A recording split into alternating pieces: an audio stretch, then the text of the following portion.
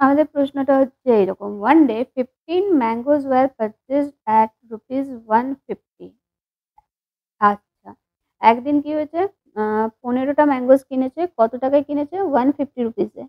And the next day 12 mangoes were purchased at rupees 132। দ্বিতীয় দিনে 12টা mango কিনেছে, তখন কত দাম দিতে হয়েছে? 132 টাকা। By what percent did the price of mango increase in the next day? মানে ম্যাঙ্গোর যে প্রাইসটা আছে সেটা নেক্সট ডে কত পার্সেন্ট ইনক্রিজ করেছে সেটা আমাদেরকে বার করতে হবে।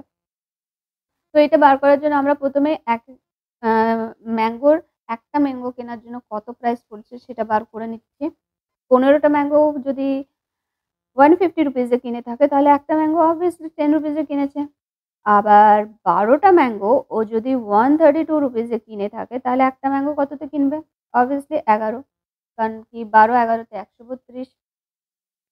এরপরে ডিফারেন্স অফ প্রাইস কত হলো? ডিফারেন্স অফ প্রাইস আমরা বার করতেই পারি এখানে 11 - 10 = কত? 1। তাহলে এরপরে এই যে ৳১ এটা আমাদেরকে বার করতে হবে পার্সেন্টে। তো এই ৳১ আমাদের কোথা থেকে বেরিয়েছে? এই আগের যে অরিজিনাল যে প্রাইসটা ছিল একটা ম্যাঙ্গোর সেখান থেকে আমরা বার করব। তাহলে আ প্রাইস ইনক্রিজ ইন পার্সেন্ট টা হয়ে যাবে 1/10 * 100। 100 এইজন্য করেছি যে পার্সেন্ট এ কনভার্ট করার জন্য আমরা জানি যে 100 দিয়ে মাল্টিপ্লাই করতে হয়। তাহলে 1/10 * 100, তাহলে ১০, ১০ এ ১০০ সমান হয়ে যাবে আমাদের গিয়ে পড়ে 10%। তাহলে ম্যাঙ্গোর প্রাইস নেক্সট ডে যেটা ইনক্রিজ করেছে সেটা কত ইনক্রিজ করেছে? 10% ইনক্রিজ করেছে। এটাই হচ্ছে আমাদের